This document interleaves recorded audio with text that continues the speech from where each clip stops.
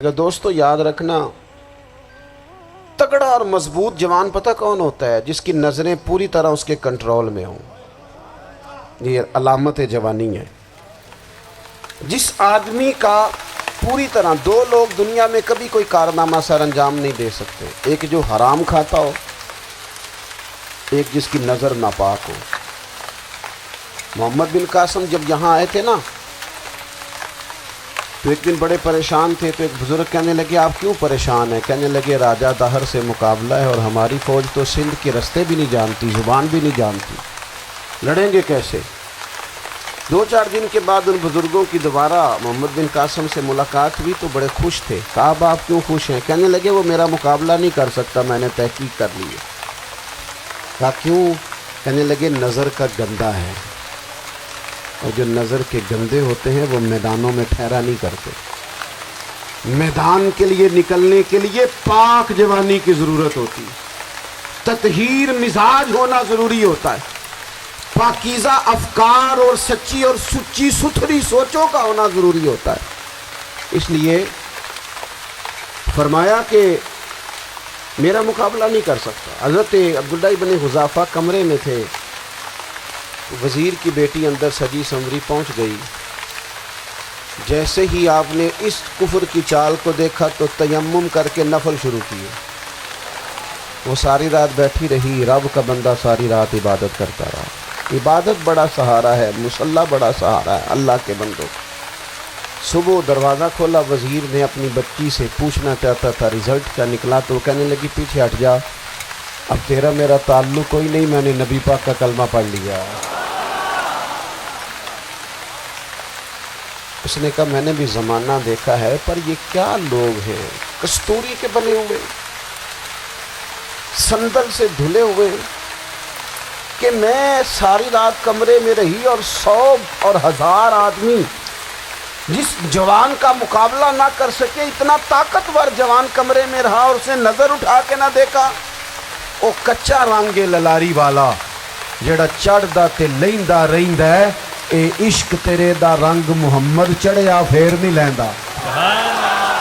میں کہا ایک دفعہ نظر اٹھا کے نہیں دیکھا، کمال ہو گئی۔ اتنے بڑے لوگ، اتنی بڑی سعادت مندی، فیروز بختی، معاملہ فہمی حد ہو گئی۔ اللہ اکبر۔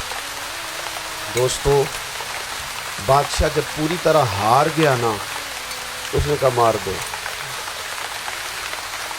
تیل گرم کیا ایک کڑاہی میں، اور جب آپ کو اس میں ڈالنے لگے تو آپ کی آنکھوں میں آنسو آ گئے۔ بادشاہ کا خیال ہوا شاید نرم ہو گئے ہیں، کہنے لگا روئے کیوں؟ فرمانے لگے سوچتا ہوں جان ہی ایک ہے،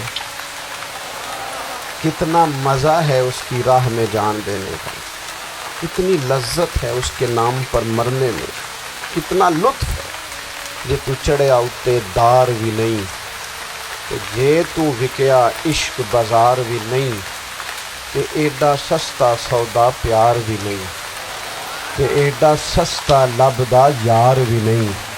کئی جنگل گانے پیندے نہیں، کئی دوزخ لنگنے پیندے نہیں، جے وہ اس ملوں بھی مل جاوے، ایدو سستا ہور بپار بھی نہیں، تے کچھ سمجھ نہ آوے لوکاں نوں وہ کادے نال شہید کرے، ڈٹھی یار دے ہاتھ تلوار بھی نہیں، پر او دا خالی جاندہ وار بھی نہیں۔ کہنے لگے ایک جان ہے نا، دل کرتا ہے ہزاروں ہوتی تو ایک ایک کر کے محبوب کے نام پہ قربان کرتا، جب میرے پاس ہے ہی ایک، کروں کیا؟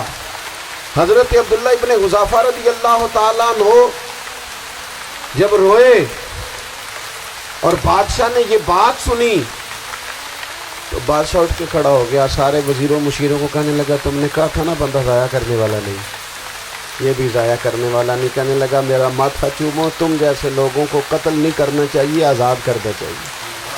عزیز اپنی زندگی سے نا یہ بہت زیادہ ہرس، ہوس، طمع، اور یہ کسی بات کی بھی ہو، ہرس صرف پیسوں کی نہیں ہوتی، شہرت کی بھی ہوتی ہے،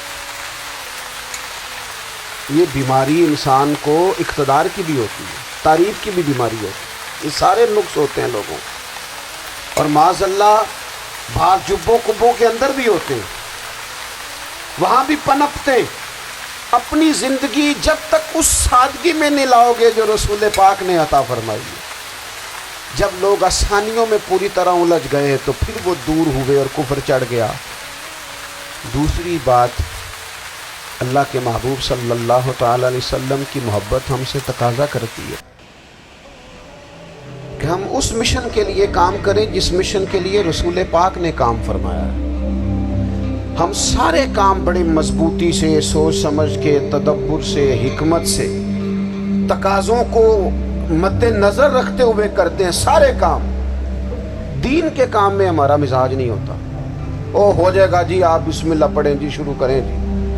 آپ تقاضوں کو سمجھیں، چیزوں کو دبائیں نہیں، چیزوں پر غور کریں۔ کسی کے ذہن کی سطح پر سوال ابھرتا ہے، اس کا تسلی بخش جواب دیں۔ اپنی زندگی میں دین کے کام کے لیے اپنے آپ کو وقف کریں، اور دین کے کام کے بہت سارے پہلو ہیں۔ ہزاروں لوگوں کو قرآن پاک ٹھیک پڑھنا نہیں آتا، ہزارہا لوگ ہیں جو قرآن مجید کے مطالب سے آگاہ نہیں ہیں، دین کی بنیادی ضروریات سے لوگ نابلد ہیں۔ میں آپ کو کس طرح یہ بات سمجھاؤں کہ ہزاروں کی تعداد میں طلاقیں اس لیے ہوتی ہیں کہ مردوں کو طلاق کے مسئلے نہیں آتے، انہیں پتہ نہیں ہے کہ مجھے حقوق زوجین کے معاملے میں کیسے چلنا۔ ڈھیر سارے گھروں میں تباہی اس لیے ہے کہ تربیت اولاد کا دینی منہج ہمیں نہیں پتا۔ اپنا حصہ ملائیں دین کے کام میں۔ ایک آدمی کو اگر تو نمازی کرنے میں کامیاب ہو گیا، تیری زندگی بدل گئی۔ وہ دین بیزار لوگ جو ہمارے بیچ بیٹھ کے ہماری نوجوان نسل کو پگڑی اور داڑھی کا نام لے کے بنیادی طور پر دین سے دور کرتے ہیں، ایسے نوجوانوں کو دین کا پیغام محبت دے کر دین کے قریب کرنا ہماری ڈیوٹیوں کا حصہ ہے۔ ہمیں ذمہ داری کا احساس کرنا پڑے گا، ہمیں یہ خاص قدم اٹھانا پڑے گا، توجہ دینی پڑے گی۔ مساجد، مدارس، میں آپ سے عرض کروں، اتنی ڈٹ کے مخالفت ہوتی ہے نا مدرسوں کی، اتنی ڈٹ کے۔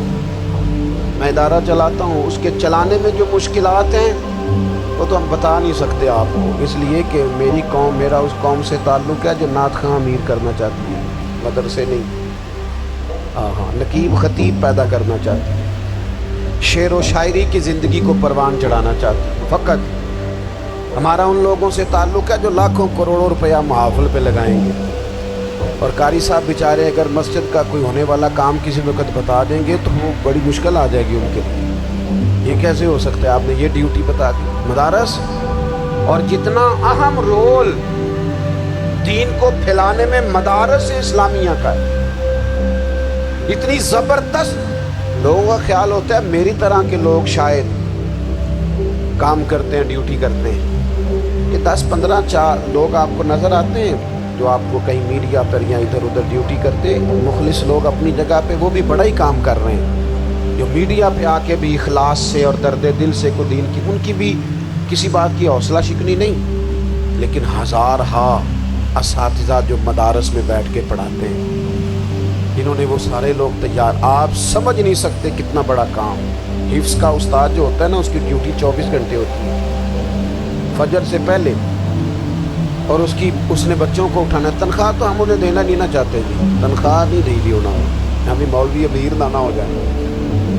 مولوی نو تے سوٹ بھی 27ویں والی رات دے ہے تاکہ کدھر سوان کے عید والے دن پا نہ لگے، کیونکہ 27ویں تو بعد تے درزی پڑتا ہی کوئی نہیں، کیوں حضرت ایسا ہی ہے نا، اس وقت تو نہیں نہ لیتا۔ تو ہم چاہتے ہیں مولوی ہماری مرضی کے ہماری طرح کا سوٹ نہ پہن لے۔ مدارس کی مضبوطی آپ یہ دیکھ لیں، یہ صلاح الدین ایوبی کا تعلق بھلا کس چیز سے تھا؟